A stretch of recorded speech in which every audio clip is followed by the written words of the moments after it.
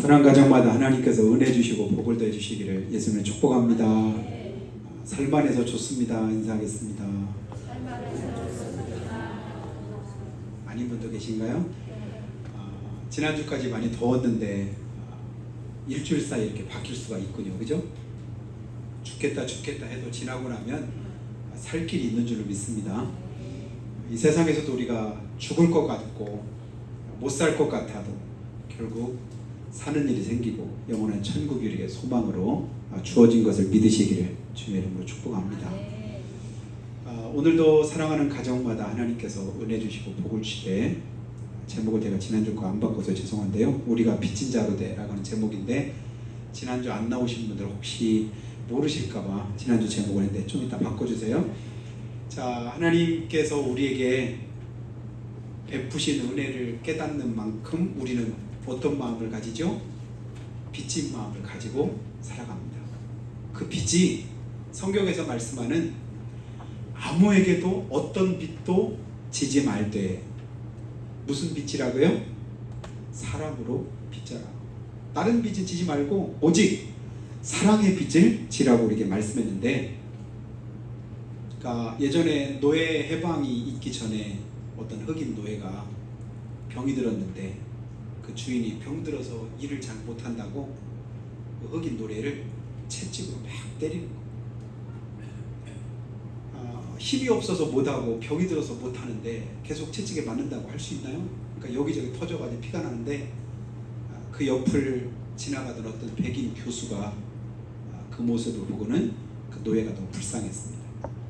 그래서 그 주인에게 일반 노예보다도 더 비싸게 값을 치르고는 그 노예를 자기가 샀습니다.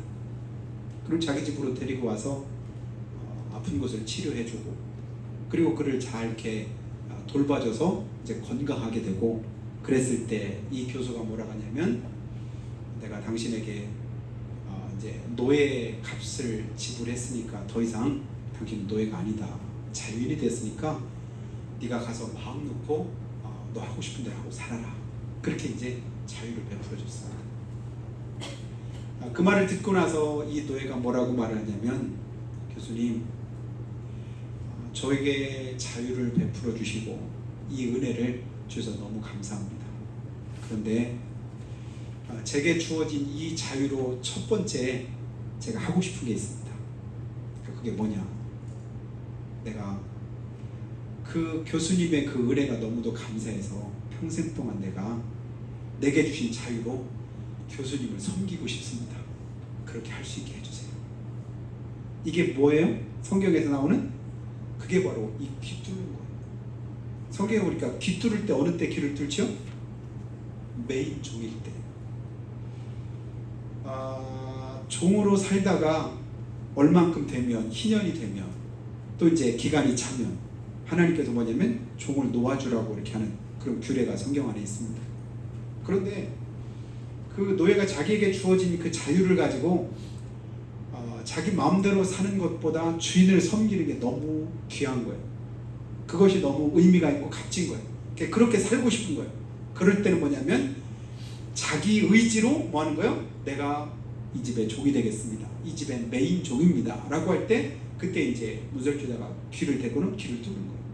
그게 메인 종입니다.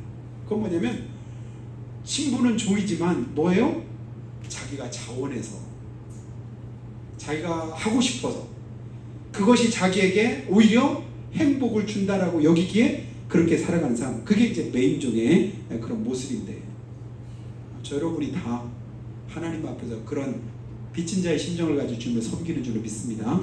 억지로 부득이해서 어쩔 수 없이 예배하고 헌신하고 주님을 섬기고 그런 것이 아니라, 성경 안에 보니까 부득이함으로 하지 말고, 억지로 하지 말고, 뭐함으로 하라고요? 자원함으로 하고, 기뻐함으로 하고, 즐거움으로 해라. 근데 그 자원함과 기뻐함과 즐거움이 어디에서 나올까요? 내가 하나님께로부터 빚진 자라고 하는 사실을 깨달을 때 그 삶이 자연스럽게 나오는 줄로 믿습니다. 여러분, 사람에게 진 빚은 사람의 힘으로도 얼마든지 갚을 수도 있습니다. 그러나 성경 안에 보니까 살아가면서 지은 그런 많은 죄의 문제나 내 영혼의 문제에 대해 있어서 나를 구원하실 수 있는 분은 세상 그 어느 누구도 없지요. 오직 한 분밖에 없다고 성경 우리에게 말씀합니다. 그분 누구실까요? 그분이 예수님이시죠. 근데 이 사실이 지금 그분이 오직 예수님뿐입니다. 부처님도 아니고 마호멧도 아니고 다른 어떤 종교도 아니고 오직 예수님 한 분뿐이다. 이 말을 우리나라 아닌 영국이나 프랑스나 독일이나 다른 나라에서 설교 시간에 만약에 그렇게 하면 어떻게 될까요?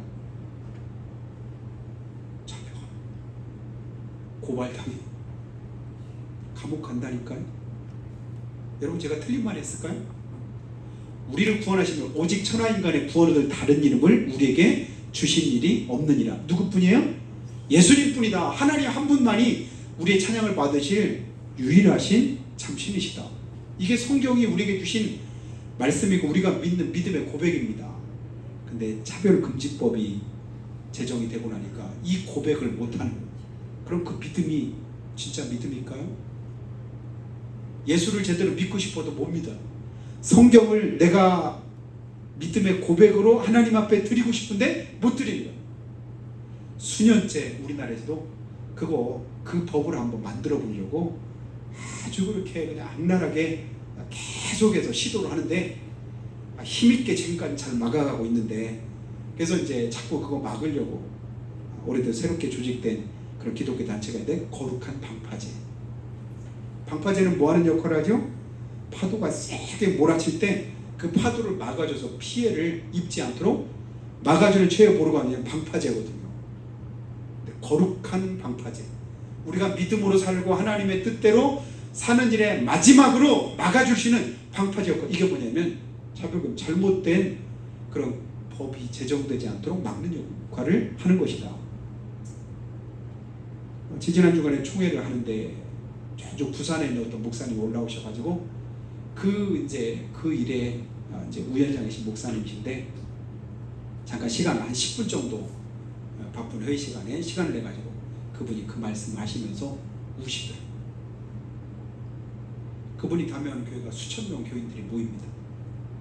아쉬울 것도 없고 그분이 그냥 여러 가지로 그냥 할 일이 없는 것도 아니고 수없이 바쁘고 힘들고 본인 개인적으로는 아쉬울 게 전혀 없으신 분인데, 그 방파제가 없어지고 나면 어떻게 될까? 우리나라에도 그런 법들이 생기고 나면 어떻게 될까?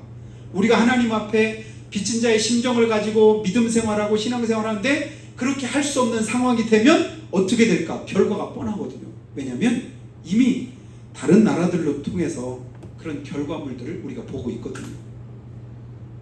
하나님만이, 예수님만이 유일한 우리의 구주가 되십니다. 그분만이 우리가 믿을 믿음의 대상입니다. 이렇게 전도했다가 설교했다가 붙잡혀가고 고발당하고 그런 사람들이 많습니다. 왜냐하면 법을 어겼다 이거예요. 울면서 이 일을 우리가 막지 않으면 우리 후손들이 제대로 된 신앙생활을 할 수 없게 될 겁니다. 그러면서 이제 그렇게 말을 하는데요. 우리가 하나님의 은혜를 다시 한번 깨닫고 그 사랑 안에서 빚진 자임을 다시 한번 알게 되는 저 여러분이 될 수 있기를 주님의 이름으로 축복합니다. 사랑하신 여러분, 예수님은 우리를 향한 크신 사랑으로 말로도 표현할 수 없는 고통과 고난을 몸소 지셨습니다. 우리가 다 양 같아서 그릇 행하여 각기 제 길로 갔거늘. 우리가 각기 어디로 갔대요? 제 길로 갔거늘. 그 길이 어느 길일까요? 생명의 길입니까? 복된 길입니까? 사는 길인가요? 아니거든요. 각기 제 길로 간 그곳이 멸망의 길이에요. 다시는 돌이킬 수 없는 길이에요. 다시는 헤어날 수 없고 자기 힘으로는 빠져나올 수 없는 그 길로 갔는데, 거기서 나를 건져주신 분이, 나를 붙들어 주신 분이, 내가 지은 죄 값을, 노예 값을 대신해서 지불해 주신 분이 누구시다? 예수님이시다. 그래서 이사야서 53장 6절에 각기 제 길로 갔거늘 하나님께서는 우리 무리의 죄악을 그에게 담당시키셨도다. 우리 죄를 대신해서 예수님이 그 죄값을 치르게 하셨다. 그 사실 하나만 가지고도 우리는 주님의 사랑에 뭐한 자라고요? 빚진 자다. 이 사실을 깨닫게 되기를 주님을 축복합니다. 내가 빚진 자예요. 근데 그 빚을 어떻게 갚을 수 있을까요? 주님은 그 사랑으로 우리를 대신해서 굴욕도 모욕도 참으셨고 견디셨습니다. 이유가 뭐라고요? 우리를 살리시기 위해서. 부끄러움도 자존심도 고통받는 것도 참고 그 견디는 것이 쉽지 않은데 주님은 그냥 다 참고 견디셨어요. 하나님의 아들이시고 죄 없으시고 독생자이심에도 불구하고 십자가에 벌거벗겨진 채로 그냥 매달리셨습니다. 사람들로부터 모욕을 당하시고 조롱을 당하셔서 손가락질 당했습니다. 도저히 이해 안 된다고 고개를 가로졌습니다. 주님이 우리를 향해서 취해야 될 그 액션이나 행동을 사람들이 예수님 보고 거꾸로 취하는 거예요. 손가락질, 침을 뱉고 고개를 가로. 도저히 더 이상 할 말이 없어. 이해가 안 돼. 그럴 때 우리가 고개를 가로졌잖아요. 주님을 보면 똑같이 그렇게 했습니다. 근데 예수님께서는 뭐라고 하셨죠? 아버지여 저들을 용서하소서. 저들이 하는 것을 알지 못합니다. 철없어서 그러네. 몰라서 그러네. 뭐가 뭔지 구분이 안 되니까 저들이 그런 행동하는데 주님 용서해 주세요 라고 그렇게 말합니다. 우리가 주를 위해서 봉사하고 헌신하다가도 때로는 기분 나쁘소 그만두고 싶을 때도 있죠. 또 자존심이 상해서 그냥 하고 싶지 않을 때도 있잖아요. 애매하게 믿음 아니면 내가 맡은 이 직분 아니면 욕먹을 일도 없고 손가락질 당할 일도 없고 다른 사람부터 그런 소리 들을 필요도 없는데 때로는 그런 일들이 있을 때가 있습니다. 그런데도 꿋꿋이 참고 견디고 그 일을 하는 사람이 있는가 하면 때로는 기분 나쁘다고 그냥 내팽개치고 그만둘 때도 있습니다. 이유가 뭘까요? 자존심이 상해서 그런가요? 기분이 나빠서 그런가요? 사실은 뭐 때문에 그러냐면 그게 아니라 솔직하게 말하면 사랑이 부족해서 그렇습니다. 내가 주님께로부터 빚진 자라고 하는 사실을 내가 온전히 잘 알지 못하고 믿지 못할 때 그 행동이 나오게 돼 있어요. 근데 내가 빚진 자요. 나는 마땅히 그렇게 욕먹을 자요. 손가락질 당할 자요. 침뱉음을 당할 자요. 왜냐면 우리 주님도 그러셨는데.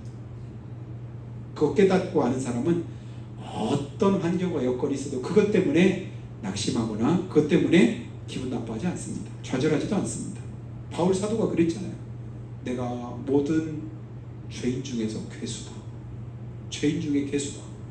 더 이상 누구가 비교할 수가 없는 거예요. 자기보다도 항상 다른 사람을 더 낮게 여기고 다른 사람을 더 귀여기라. 바울이 이제 여러 번 이제 말씀을 하잖아요. 그리고 나중에는 고백하는 그런 고백이 어디서부터 나왔나 봤더니 내가 죄인이라는 거예요. 그냥 죄인이 아니라 죄인 중에서 괴수라는 거예요. 나보다 알고 봤더니 다른 사람은 그래도 다 나은 거예요. 나아서 나은 게 아니죠. 하나님의 은혜를 내가 많이 깨달으면 깨달을수록 다른 사람이 보일 여유가 없는 거예요. 신경 쓸 필요가 없는 거예요. 내게 베푸신 하나님의 은혜를 내 속에서 깨닫고 알고 보니까 다른 게 생각이 안 되는 거예요. 보이질 않는 거예요. 아, 하나님께서 나 같은 죄인을 구원하셨구나. 나 같은 사람도 용서하셨구나. 나 같은 사람이 이런 은혜를 베푸셨구나. 다른 사람이 눈에 들어올 여유가 없어요. 다른 사람과 비교할 그런 틈이 없는 거예요. 그냥 하나님과 나 사이에서 자신만이 보이는 거예요. 그러다 보니까 모든 게 다 뭐처럼 여겨져요? 은혜로 여겨져요. 그 눈을 하나님께서 띄워주시고 그 마음을 주님께서 주실 수 있으면 참 좋을 것 같습니다. 나만 믿음 생활은요 다른 데 견눈질하면서 하는 것이 믿음 생활이 아닙니다. 하나님만 바라보고 하는 게 믿음 생활인 줄 믿습니다. 주님이 내게 베푸신 은혜만 생각하는 거예요. 주님이 지금도 나를 향하신 그 마음과 심정을 해야 되는 거예요.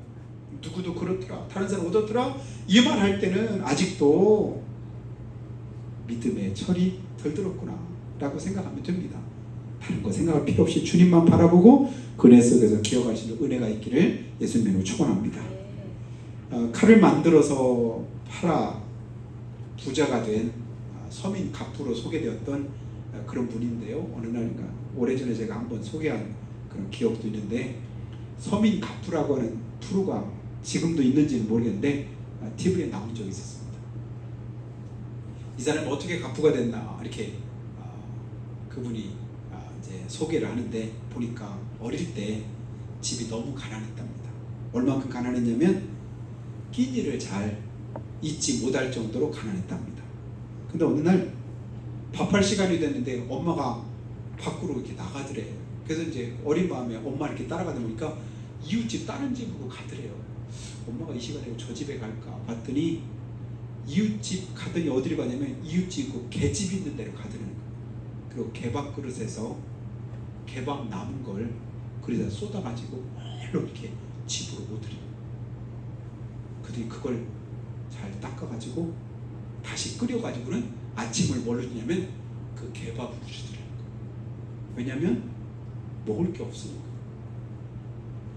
어릴 때 그걸 보고 나중에 자라면서 이 사람이 마음에 무슨 생각을 가졌냐면 나는 절대로 우리 자식들의 이 가난을 물려주지 않겠다.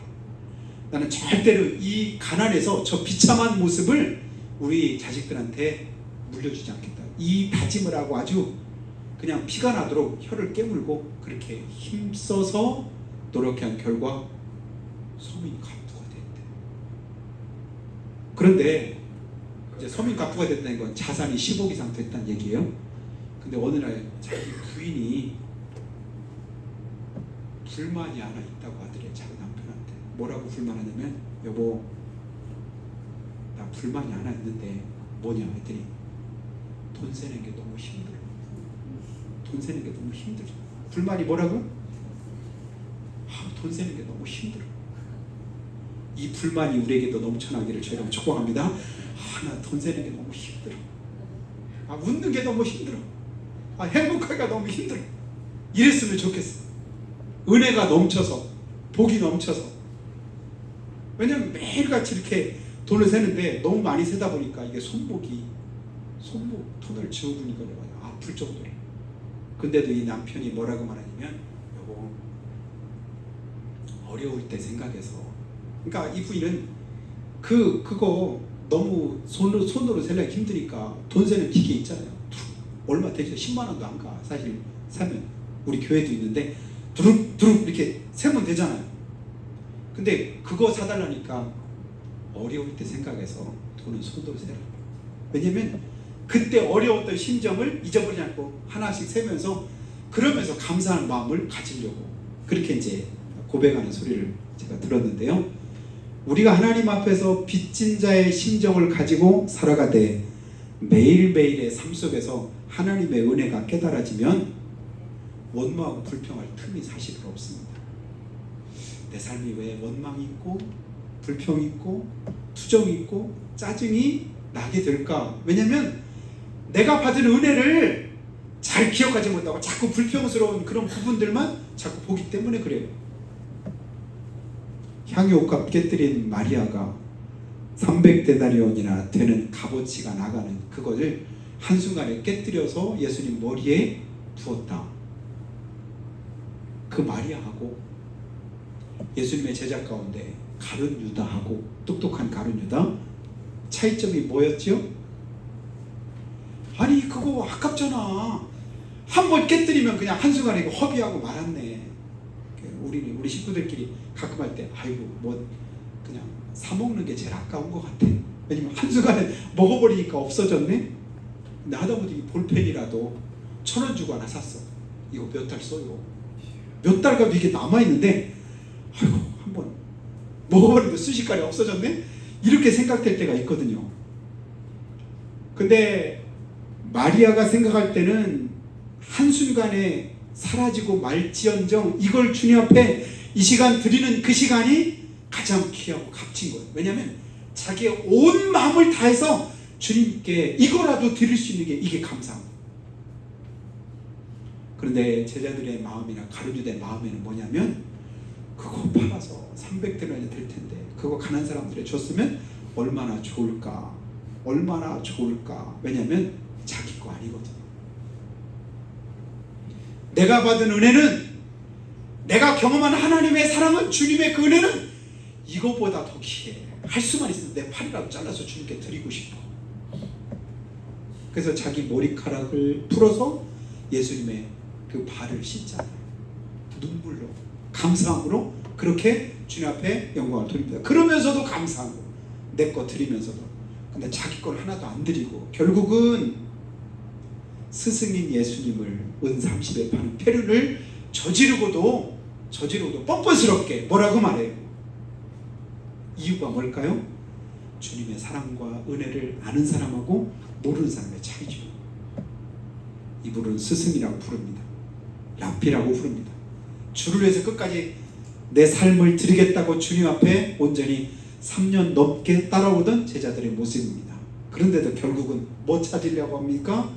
예수님이 높아지시면, 임금 되시면, 예수님이 구주가 되시고 세상 죄를 지고 가는 어린 양이 아니라 임금으로 등극하실 때, 높은 자리에 오를 때 나도 한 자리 좀 달라 이거죠. 그것 가지고 나중에는 싸우잖아. 그것 때문에 기분 나쁘다고 하잖아. 예수님 그것 때문에 오신 분이 아닙니다. 자기 목숨을 많은 사람의 대속물로 주려 함이니라. 그 사실을 몰랐어요. 그런데 그 은혜를 이 마리아는 경험했습니다. 하나밖에 없는 자기 오라버니가 죽은 지 나흘이었는데 그 오라버니 살려주신 분이 누구예요? 예수님이에요. 예수님의 은혜를 생각하면 300데나리온이 아니라 온 가진 모든 걸 다 드려도 전혀 아깝지 않다. 이게 하나님의 사랑을 알고 주님의 은혜를 경험한 사람의 그런 삶의 고백인 줄 믿습니다. 내 마음에 생기는 고민이, 갈등이 어디에서부터 오는가를 여러분 신앙생활에서 자주 다시 한번 확인하고 점검할 수 있게 되기를 주님을 축복합니다. 오늘 내가 왜 기분이 나쁘지? 오늘 내 마음이 왜 상하지?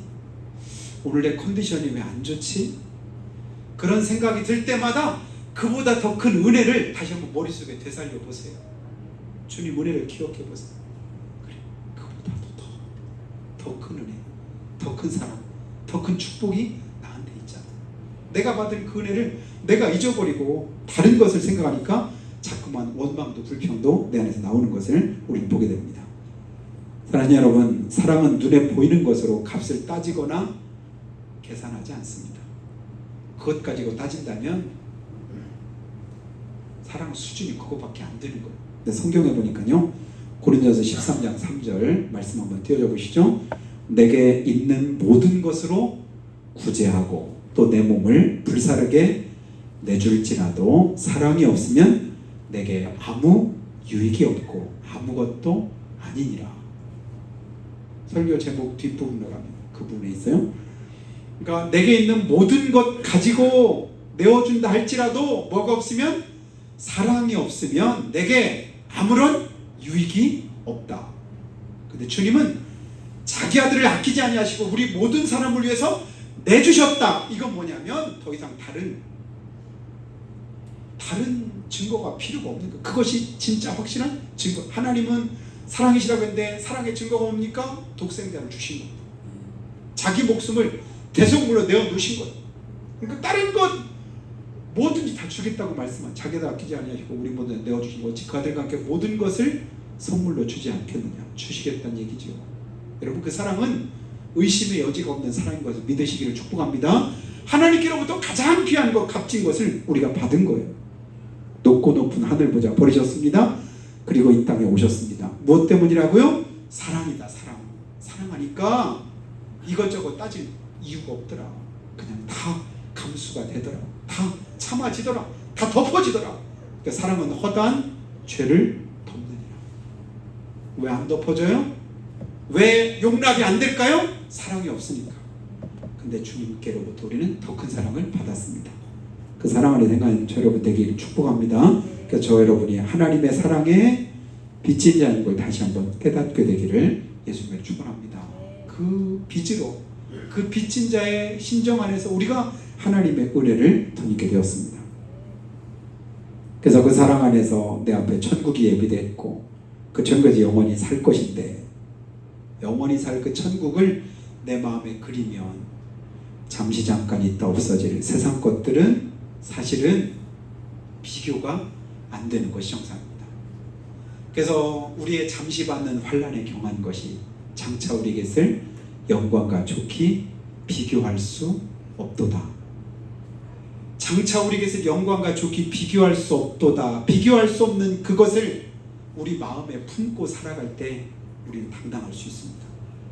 내가 보이는 게 전부 아니야. 내가 드러난 게 전부 아니야. 저는 힘들고 어려울 때 명절 때마다 한 번씩, 요즘에는 춘향전 안 하나? 이번 명절 때 춘향전을 못 봤네. 한동안 제가 명절 때마다 보면서 믿음을 고백했는데, 춘향의 고백, 끝까지 정주를 지키고 절개를 지켰더니 결국은 춘향아 고개를 들라. 전 그 장면이 내 머릿속에, 고개를 들라. 고난이 있고 고통이 있어요. 어려움 다 끝났다고 생각하는데 고개를 들라네. 누가? 우리의 주님이 우리의 고개를 들어주시는 때가 있습니다. 내 눈의 눈물을 씻어주시는 때가 있습니다. 밥만 먹는다고 거지 새끼라고 그냥 춘향이 엄마가, 월매가 그렇게 뭐라고 잔소리하고 그냥 뭐라고 해도 아이고 저거 거짓골 돼가지고 기껏 온 것이 저 모양 암행어사인 줄 모르고, 그죠? 얼마나 박대합니까? 무시합니까? 손가락질합니까? 그런데도 아직 내 안에 마패가 있는데 이거 아직 공개 못하잖아요. 당당하잖아요. 결정적인 때 암행어사 출두합니다. 예수 안에 있는 우리의 삶이 그런 줄로 믿습니다. 주님 앞에서 출두하는 때가 있는 거예요. 내가 비록 연약하고 부족하고 가진 것 없고 사람들이 몰라주고 무시하고 별것 아니라고 여긴다 할지라도 하나님 앞에 가면 암행어사 출두를 노는 그것과 비교도 안 될 큰 영광을 주님 우리에게 주신다는 사실을 믿으시기를 축복합니다. 저는 가끔 힘들 때 그 생각을 머릿속에 하면 그러면 힘이 나는 거예요. 우리가 빚진 자 때 주님께서 그 은혜를 우리에게 주셨구나, 주실 것이구나, 그 사실을 기억하니까 다시 한번 힘을 얻게 됩니다. 마태복음 13장에 천국은 마치 밭에 감추인 어떤 보화를 발견한 사람과 같으니, 그 다음이 뭐죠? 밭에 감추인 보화를 발견한 어떤 사람과 같으니, 그 다음 뭐요?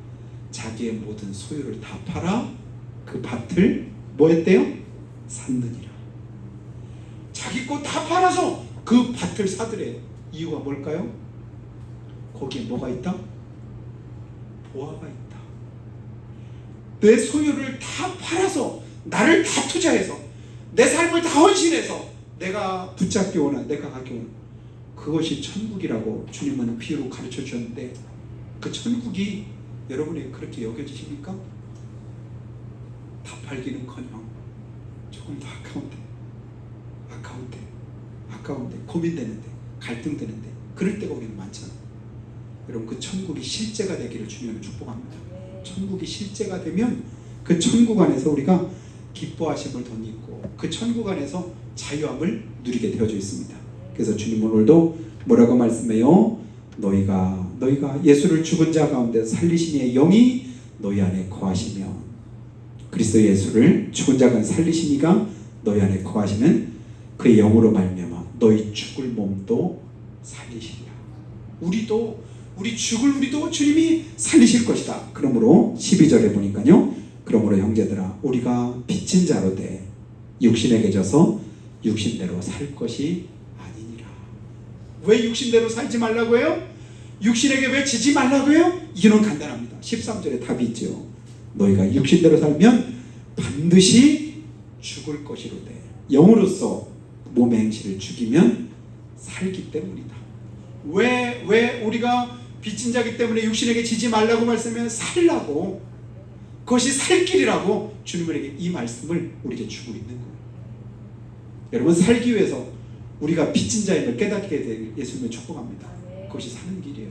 날마다의 삶 속에서 내가 주님의 사랑에 빚진 자입니다. 주님 은혜에 빚진 자입니다. 주님의 그 갚으시는 그 사랑에 빚진 자임을 내가 고백합니다. 그러면요, 살 길이 열립니다. 그 길로 가시기 바래요. 그것을 붙잡으시기 바래요. 그것을 바라보시기 바랍니다. 그러면 후회함이 없는 복된 자 여러분의 삶이 날마다 함께할 줄로 믿습니다. 그 은혜를 기억하고 이번 한 주가 또 빚진 자의 심정으로 승리하는 여러분 다 되시기를 예수님의 이름으로 축원합니다. 기도할 때 하나님, 로마서 1장 28절부터의 말씀에 이런 말씀이 있습니다. 저희가 마음에 하나님 두기를 싫어하며 하나님께서 저희를 상실한 마음대로 내어버려 두사 합당치 못한 일을 하게 하셨으니 곧 모든 불의와 추악과 탐욕, 악의가 가득한 자요. 시기살인, 분쟁, 사기, 악독이 가득한 자요. 수근수근하는 자요. 비방하는 자요. 하나님의 미워하는 자요. 능욕하는 자요. 교만한 자요. 자랑하는 자요. 악을 도모하는 자요. 부모를 거역하는 자요. 우매한 자요. 배악하는 자요. 무정한 자요. 무자비한 자라고 했습니다. 저희가 이 같은 일을 행하는 자는 사형에 해당한다고 하나님께서 정하심을 알고도 자기만 행할 뿐 아니라 또한 그 일을 행하는 자를 옳다 한다고 했습니다. 하나님, 이것이 육신의 삶인 줄로 압니다. 이것이 아버지의 멸망의 길로 가는 그런 삶인 줄로 우리가 깨달아서 이 시간 육신에게 지지 않고 육신을 이기고 영에 속한 자가 되기를 원합니다. 그래서 하나님 말씀하되 하나님을 알게 하나님으로 영화롭게도 않고 감사하지도 않았던 그 삶에서 돌이켜서 이제는 주님 뜻대로 말씀 안에 순종하는 복 있는 삶 되기 원하오니 주여 우리를 도와주시라고, 붙들어 주시라고, 지켜주시라고 빚진 자의 심정을 가지고 하루하루 순간순간을 믿음으로 승리하도록 인도해 주시옵기를 한 목소리로 고백하며 기도하겠습니다.